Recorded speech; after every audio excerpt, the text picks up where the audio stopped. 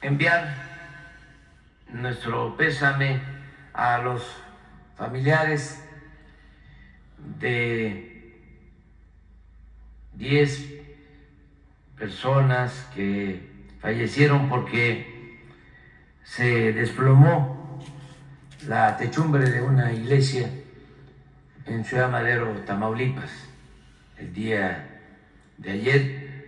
Mucha solidaridad de la gente, además de los apoyos de protección civil de las autoridades locales, estatales y federales.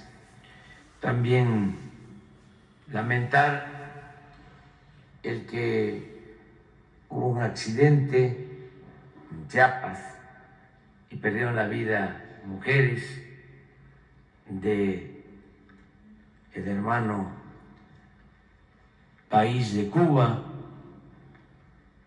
mujeres migrantes.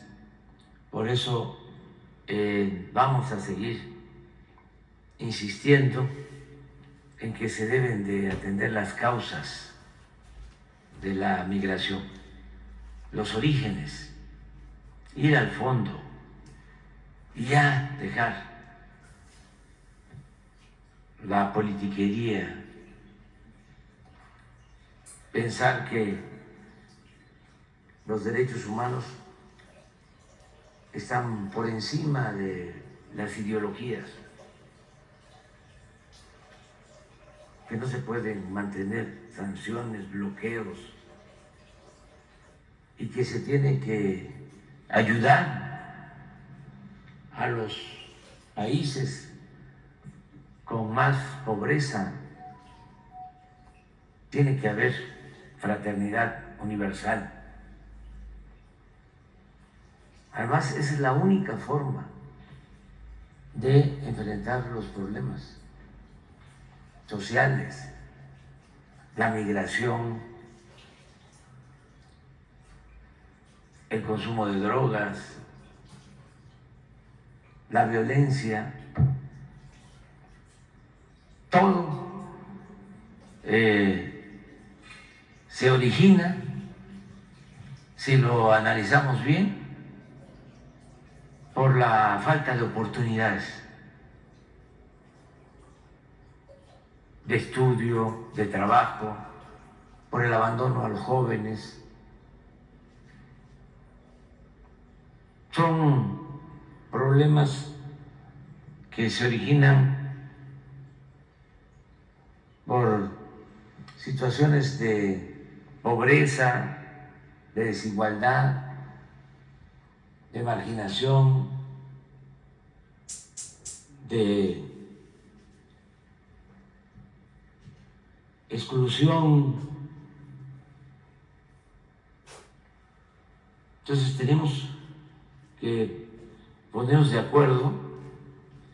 En el caso de la migración,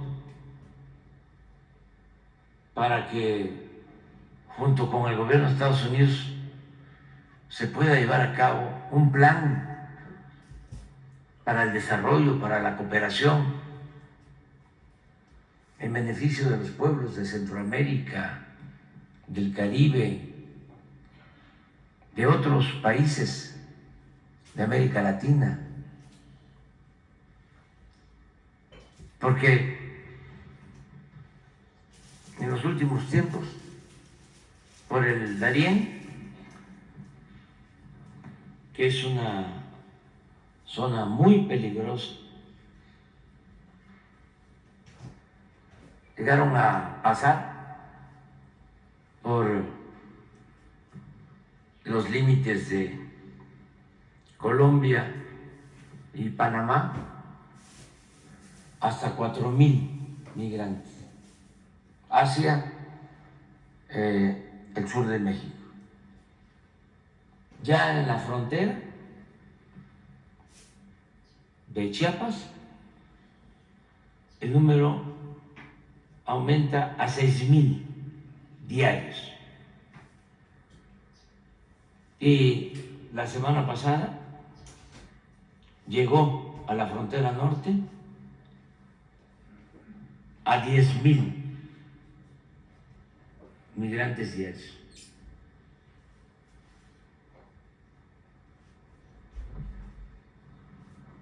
Pasan por México con muchos riesgos, violaciones a sus derechos humanos, bandas que secuestran a migrantes, asesinatos y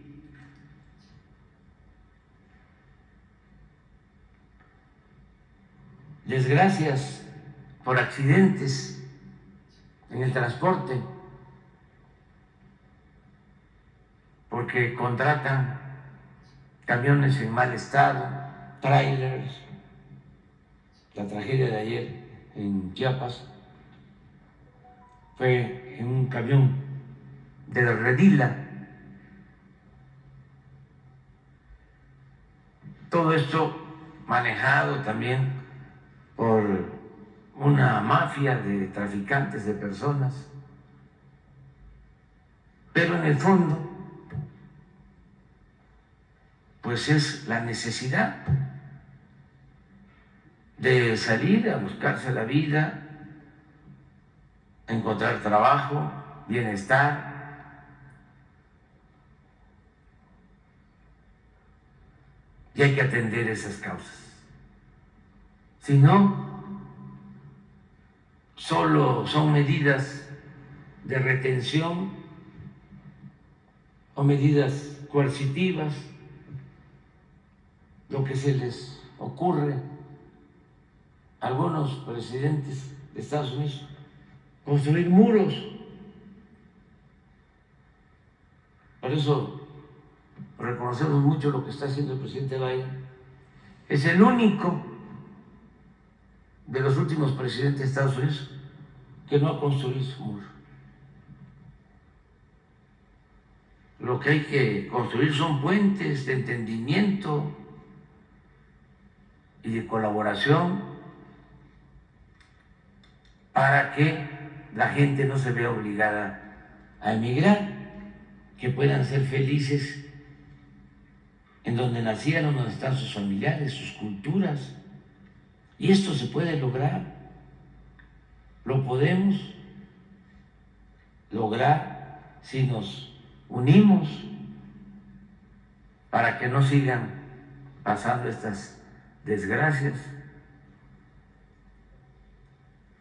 Vamos a tener una reunión con funcionarios de Estados Unidos y también con cancilleres de países vecinos para tratar el tema migratorio en estos días,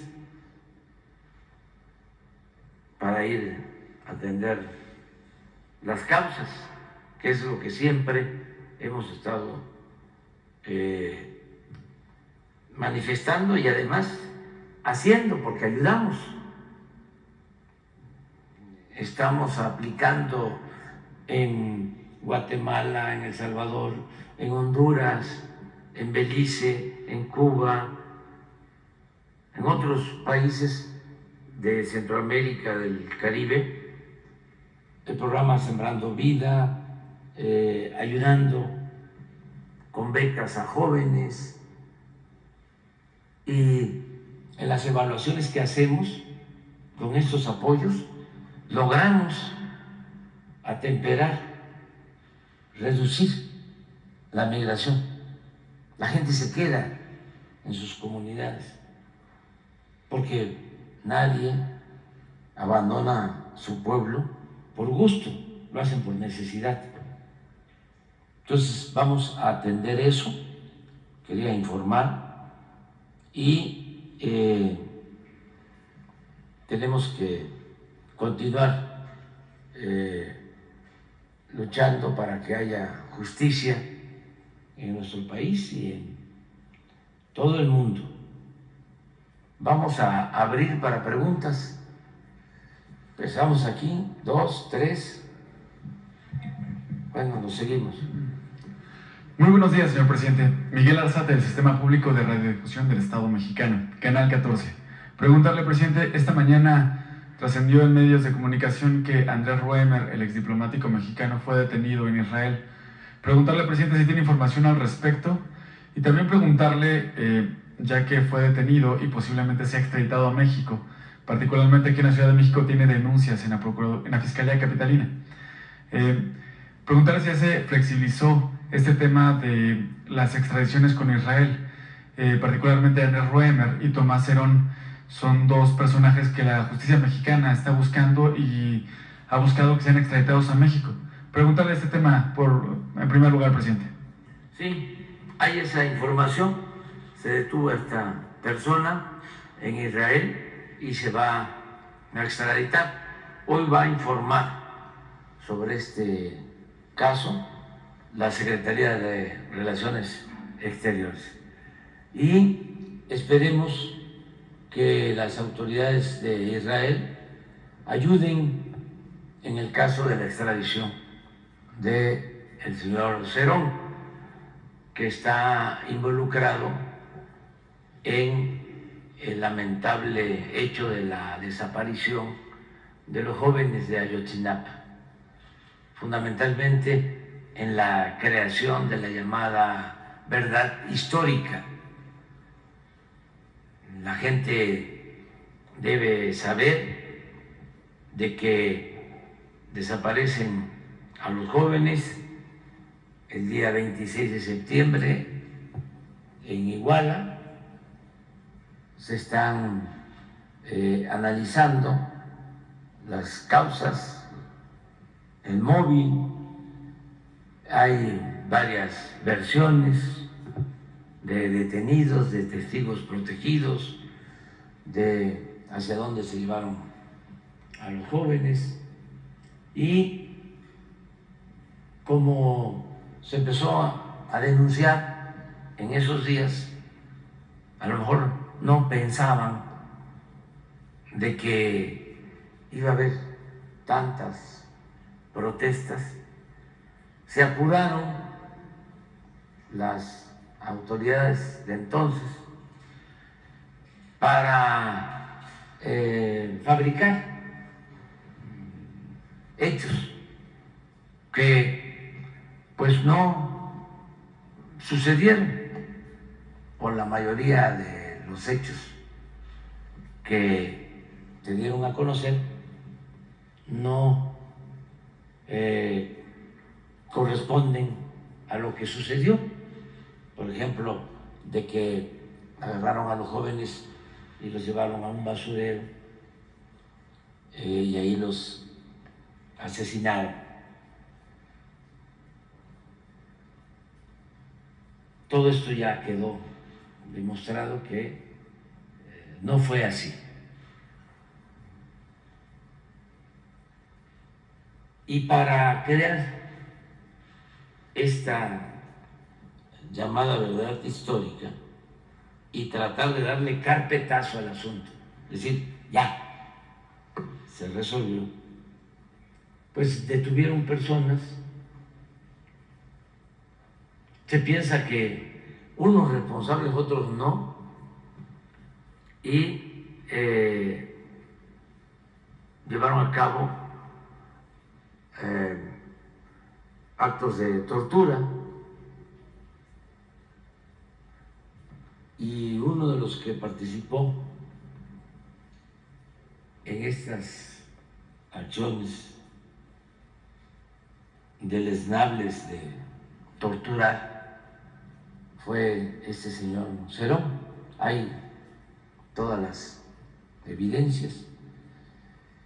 Esto complicó mucho las cosas porque se demuestra que hubo torturas y un juez le da libertad a los torturados, que algunos habían participado, otros no. Pero eso complicó aún más la investigación, porque el que ya está libre porque demostró que fue torturado, ya, aunque haya participado por ese delito, no puede ser castigado.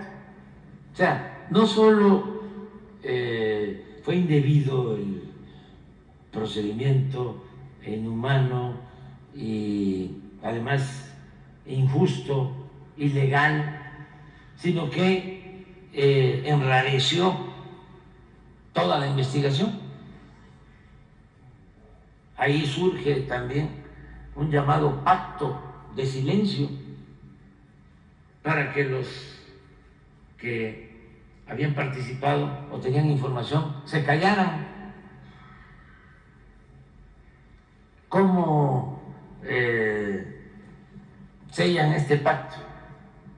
Pues con amenazas o con impunidad,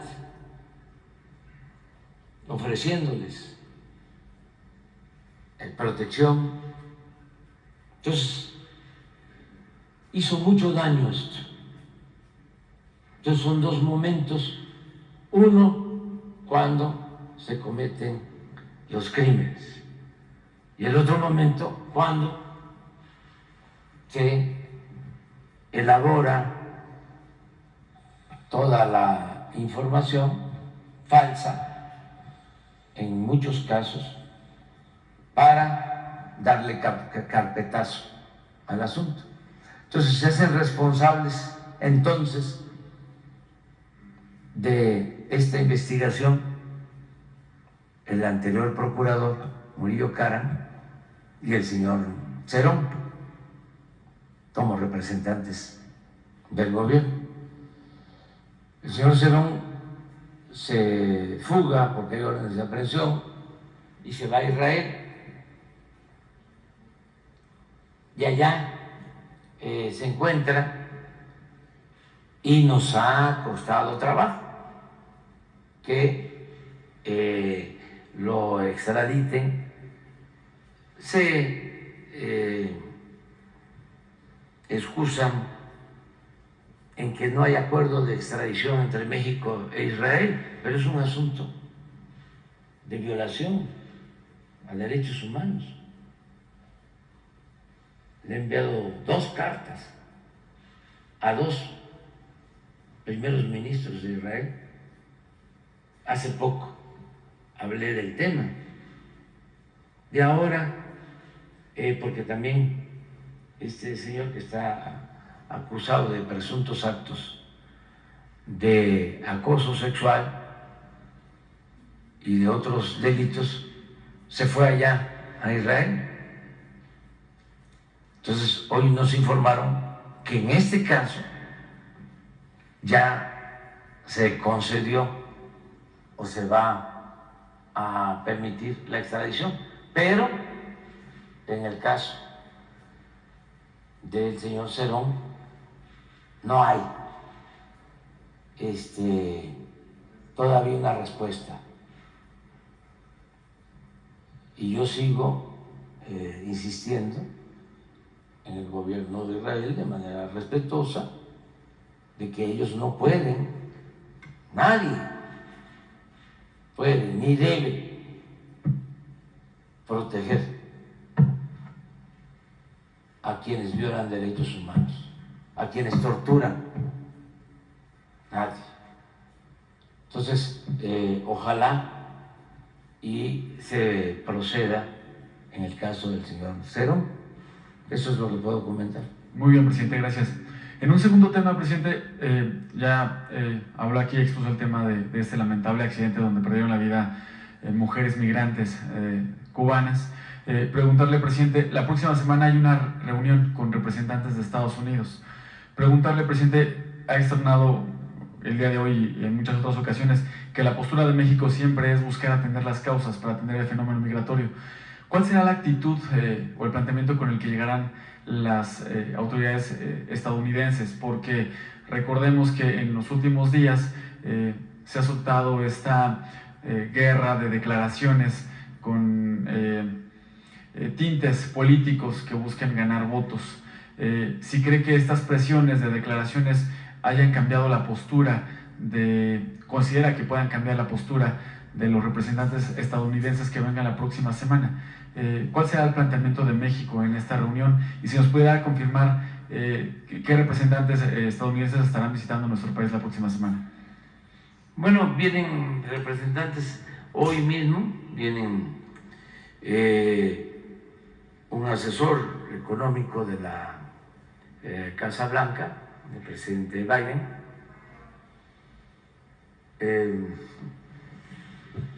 pues creo que como a las 10, 12, no tengo exactamente la hora, y va a haber un encuentro también entre grupos de trabajo de Estados Unidos y de México en estos días para tratar temas como la migración, como el tráfico de drogas, en especial lo del fentanilo, y hay una colaboración estrecha con el gobierno de Estados Unidos en todos los temas. Es buena la relación. Sin embargo, como tú lo mencionas, como hay elecciones en Estados Unidos, estos temas los utilizan para la propaganda, ya sea un partido u otro. Quienes más están utilizando ahora el tema migratorio y el tema del fentanilo para acusar a México son republicanos. Pero no creo que les funcione, porque cada vez hay más información en el pueblo estadounidense y saben muy bien de que estamos nosotros haciendo un esfuerzo, estamos ayudando a resolver el problema que tienen en Estados Unidos, que no han resuelto estos políticos falsarios, no lo han resuelto. El grave problema del consumo del fentanilo, por el que pierden la vida 100,000 jóvenes cada año. Entonces, son tan chuecos que lo único que hacen es voltear a ver hacia México y culparnos a nosotros. Son expertos, especialistas en ver la paja en el ojo ajeno y no la viga en el propio.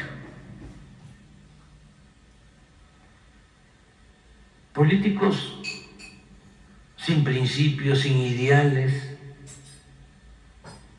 deshonestos, oportunistas,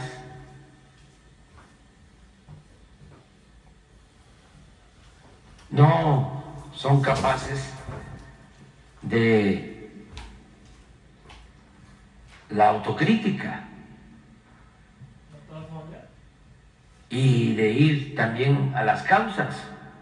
¿Por qué tanto consumo de droga en Estados Unidos? ¿Por qué los jóvenes en Estados Unidos toman ese camino? ¿Qué está pasando? ¿Cuáles son las causas? ¿Que no tienen un problema de convivencia en armonía? ¿Que no les afecta la desintegración de las familias? ¿Que no afecta el que la educación y la salud son privadas y no son servicios públicos gratuitos? ¿Qué no es mejor tener a los jóvenes estudiando que tenerlos en la calle? ¿Qué no es que les falta entregar, ofrecer, dar más amor a los jóvenes? ¿Qué están haciendo para atender a los jóvenes? Porque aquí se atiende a los jóvenes. Aquí estamos entregando 12 millones de becas a estudiantes. Aquí hay un programa que se llama Jóvenes Construyendo el Futuro, en donde al joven que no tiene trabajo y no está estudiando, se le contrata como aprendiz y se le paga un salario mínimo. Y se capacita en el comercio, en una empresa, en un taller, en el campo, en la ciudad.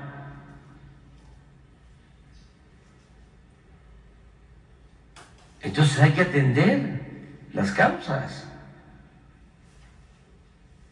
Y tienen ellos el ejemplo de ese gran presidente Franklin Delano Roosevelt.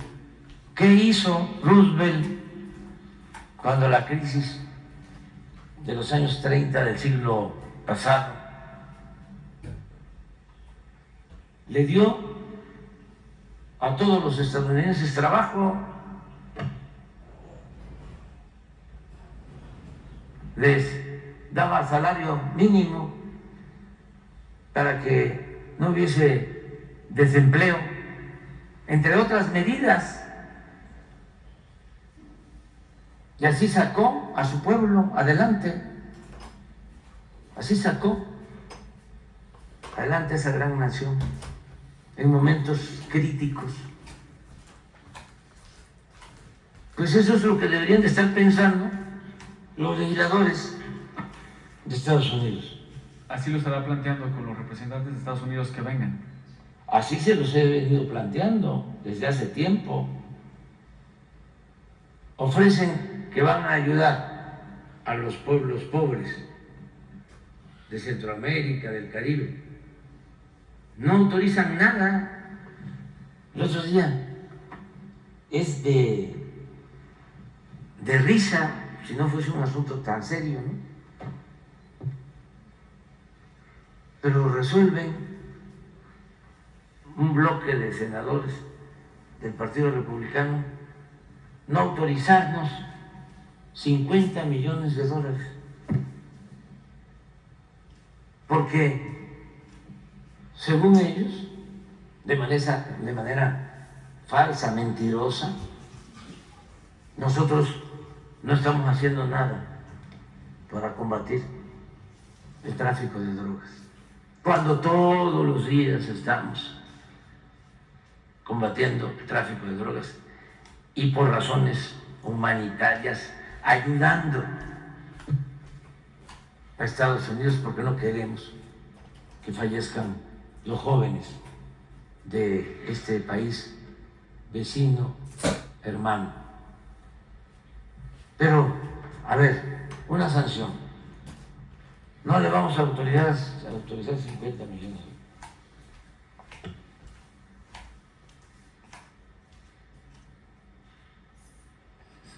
Si no les hemos pedido nada.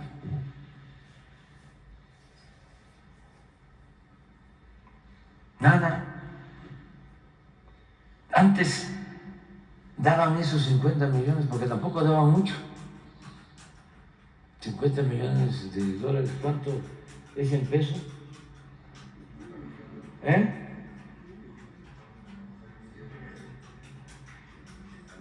Ahora que está el superpeso.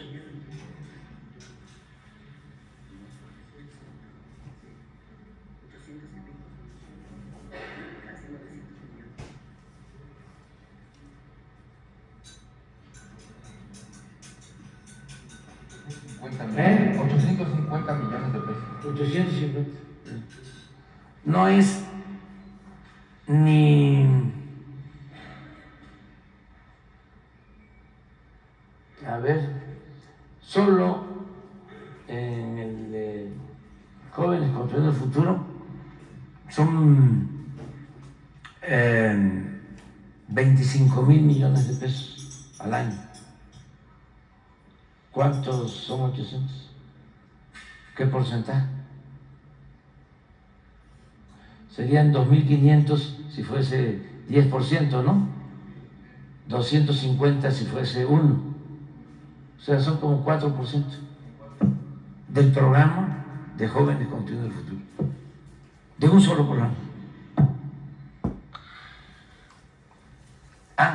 Antes enviaban eso y helicópteros artillados, el Plan Mérida, armas. No, nosotros lo que queremos es que inviertan en beneficio de los pueblos de América Latina, del Caribe, que procuren que haya empleos, que haya bienestar, que se atienda a los jóvenes. Ahora estaba viendo que ya no están autorizando el apoyo para la guerra en Ucrania, pero ¿cuánto han destinado a la guerra de Ucrania? 30, 50 mil millones de dólares para la guerra, que es lo más irracional que puede haber y dañino. Entonces, sí tienen que ir modificando sus estrategias y aprender a respetar. Ya no es el tiempo de que ninguneaban a las autoridades mexicanas. Muy bien, presidente. Por último, preguntarle, este año, presidente, se conmemoran 55 años del movimiento de 1968. Hoy, 2 de octubre, hay manifestaciones para conmemorar la lucha de los estudiantes que pedían en su momento libertad y democracia, y también para rechazar la violencia de la que fueron víctimas el 2 de octubre en Tlatelolco aquel año. Presidente, su administración tomó una decisión de desaparecer el Estado Mayor Presidencial. En los años 90, el hijo del general Marcelino García Barragán, quien fue secretario de la Defensa en 1968, entregó documentos a Julio Scherer que se publicaron en un libro que se llama Parte de Guerra, documentos oficiales de la operación en aquellos años. En esos documentos que entrega el secretario, se hace una entrevista ficticia en la que responde 10 preguntas. En una de estas preguntas habla de que existía una falta de equilibrios entre el Estado Mayor Presidencial y la Secretaría de la Defensa Nacional, que también pues, pudo haber llevado a los hechos que ocurrieron en el 2 de octubre.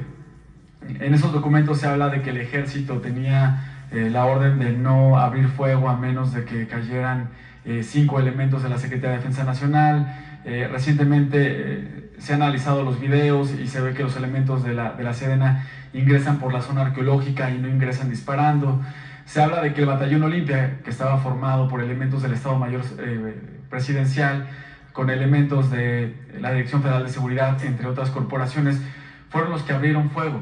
Mucho se ha hablado de ese tema, mucho se ha documentado.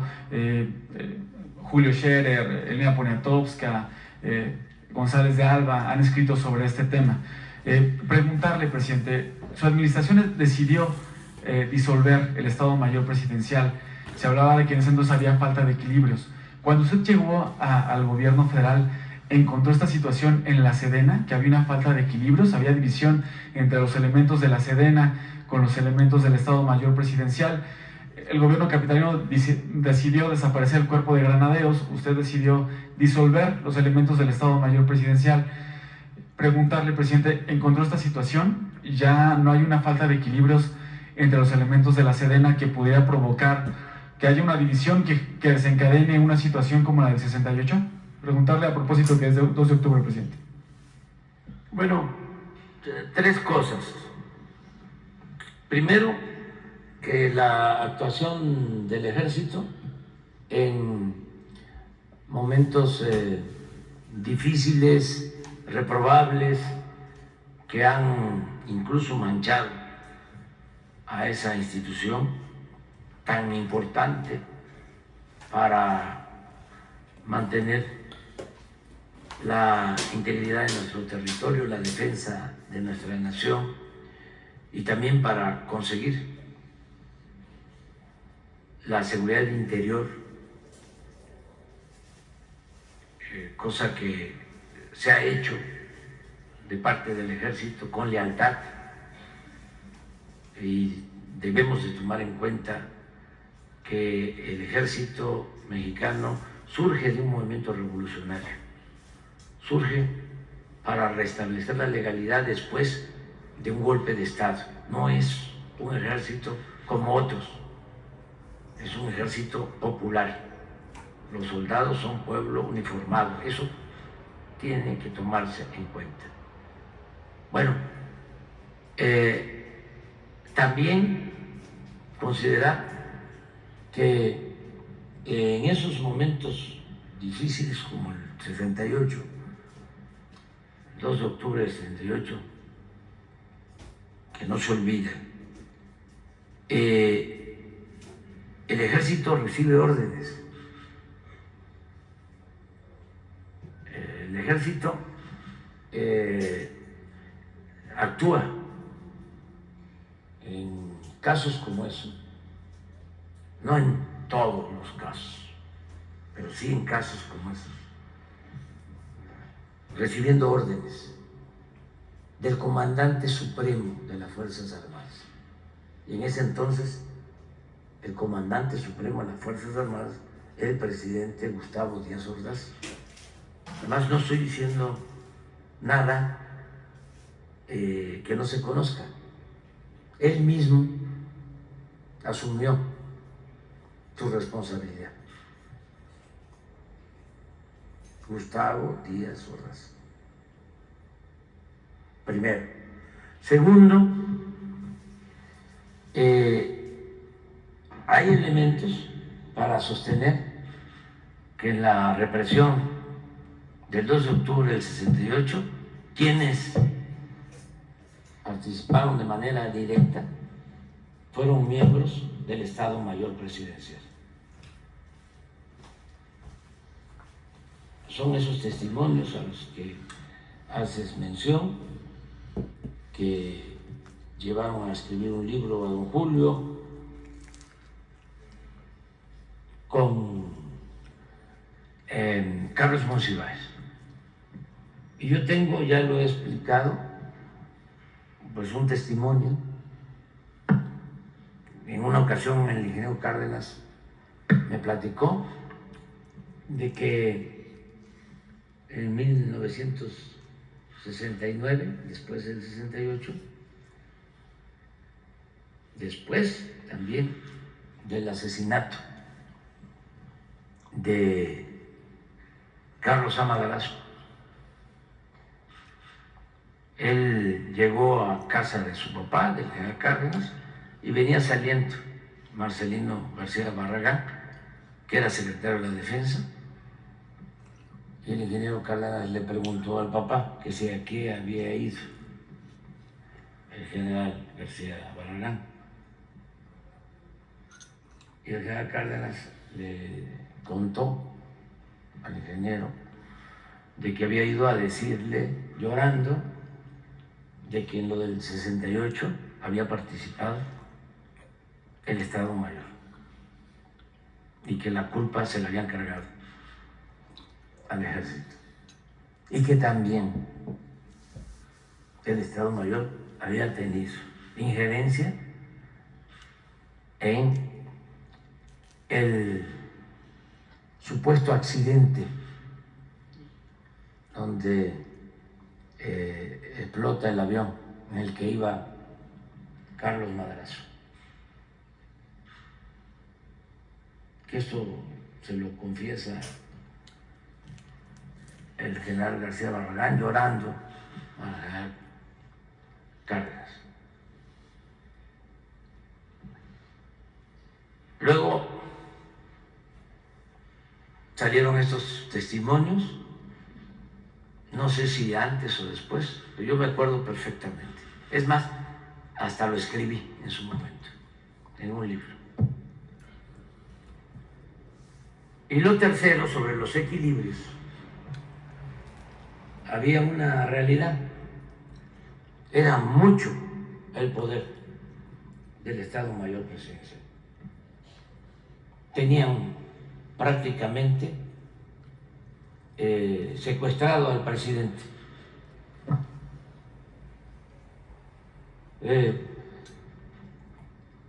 Iba el presidente a algún lado y rodeado. Estaba hablando con alguna persona y siempre ahí. Y se sentían superiores. Era un cuerpo de élite que se sentía más que los elementos de la Secretaría de la Defensa, porque supuestamente el jefe del Estado Mayor estaba más cerca del presidente y tenía más influencia.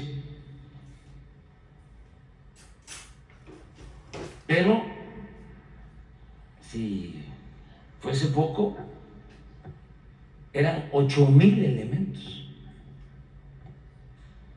Imagínense, 8,000 elementos para cuidar al presidente. Ahora me cuidan 15 compañeras, ¿no? Que jóvenes. ¿Y de qué me cuidan? Pues de que no me vayan a apachurrar.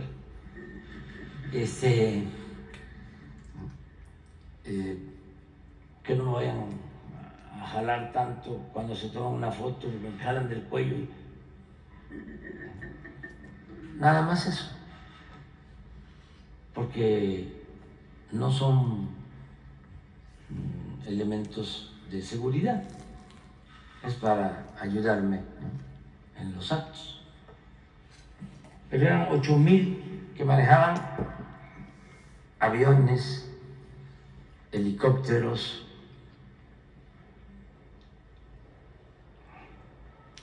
equipos muy sofisticados, todo. Entonces decidimos que todos esos elementos pasaran a la Secretaría de la Defensa para cuidar al pueblo. Y todos pasaron a la Secretaría de la Defensa. Y tengo que decir que no me costó mucho. Di la instrucción desde que estaba el general Cienfuegos. Le dije que se fuera preparando porque tenía yo esa intención. Y como son los altos mandos leales al presidente, ya cuando entré se aplicó la instrucción de que desapareciera el Estado Mayor. Tenemos ahora un ejército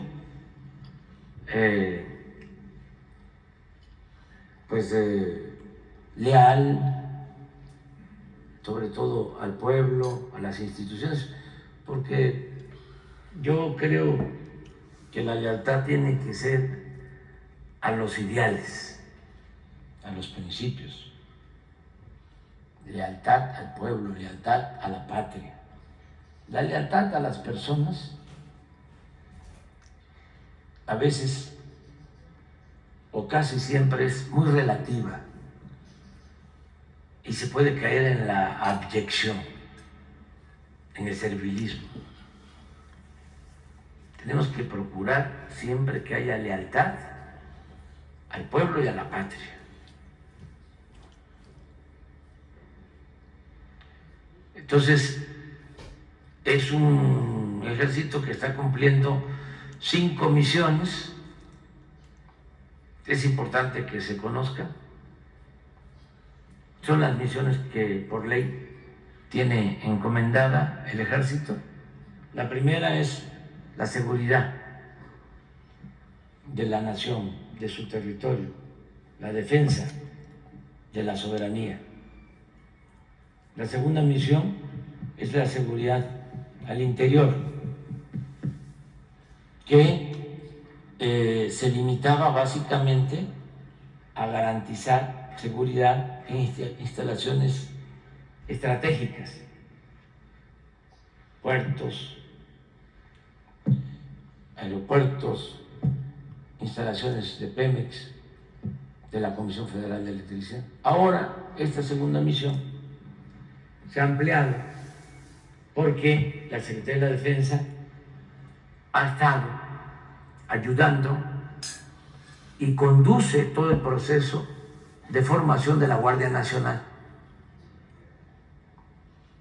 Y antes de que yo termine, voy a volver a enviar una iniciativa porque quiero que la Guardia Nacional dependa de la Secretaría de la Defensa, para que no suceda lo que pasó con la Policía Federal, que se manejó sin disciplina, sin profesionalismo, se corrompió. De ahí salió García Luna y otros. Sería muy lamentable que hemos creado la Guardia Nacional, que está funcionando muy bien, tiene 120,000 elementos, se han construido más de 400 cuarteles, está en todo el país. Ayer que pasa este accidente lamentable en Madero, ahí está la Guardia Nacional, ahí está la Secretaría de la Defensa, en auxilio del pueblo. Entonces, no quiero que quede dependiendo de la Secretaría de Seguridad Pública ni de Gobernación,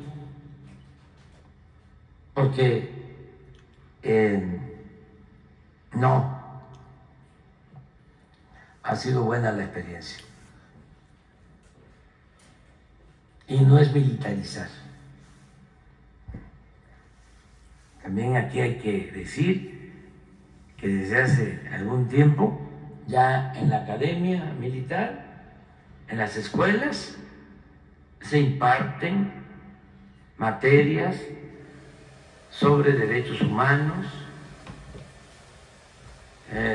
se aplica el correcto uso de la fuerza,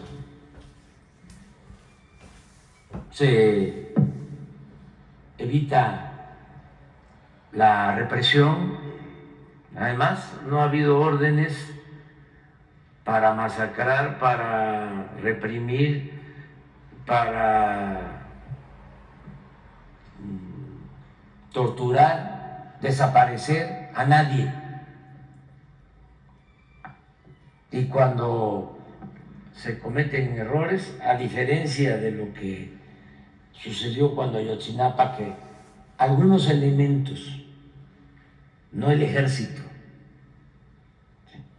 participaron o no actuaron adecuadamente, en vez de que se les juzgara, porque lo que hace 1, 2, 3, 10, 20 elementos de una institución contrario a la legalidad y de manera injusta, no tiene por qué manchar a toda una institución.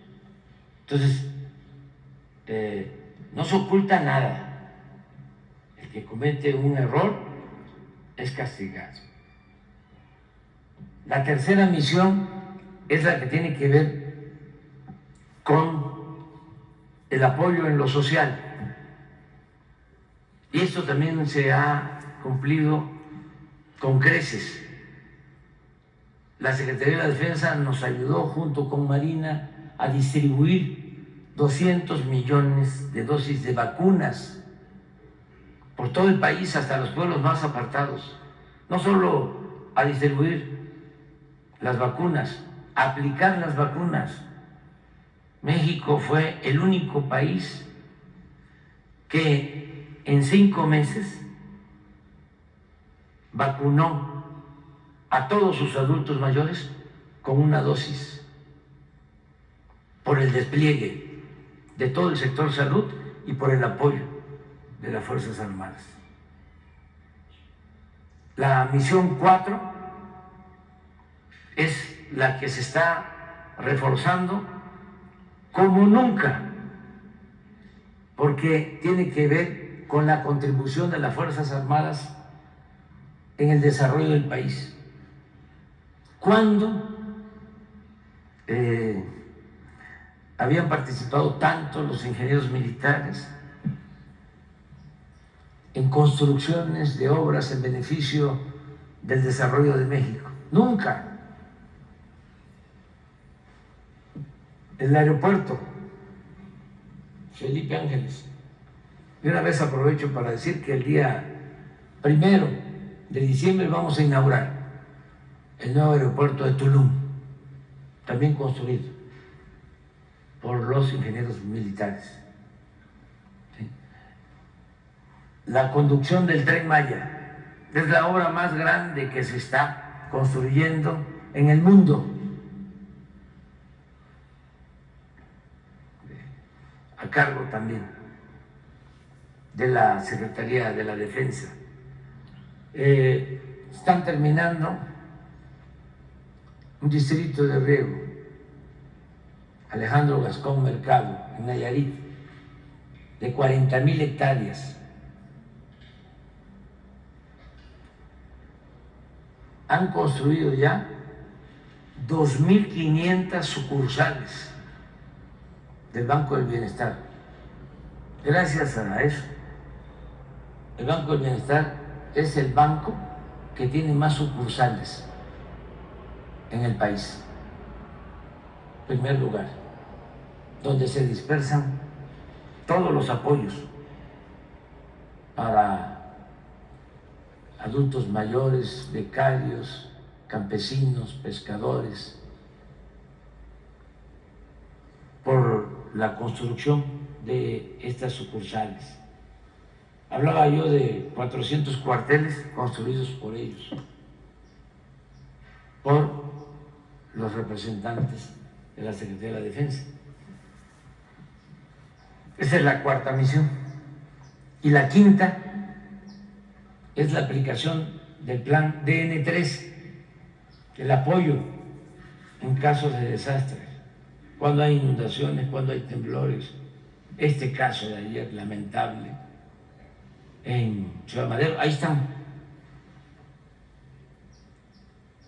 Entonces, sí es un ejército que ayuda al desarrollo de México, que ayuda al pueblo de México, que es parte del pueblo de México. Y por eso se tomó también la decisión de quitar al Estado Mayor Presidencial, porque era como un poder paralelo, había una dualidad de poderes y lo voy a decir, los del Estado Mayor eran como los fifís.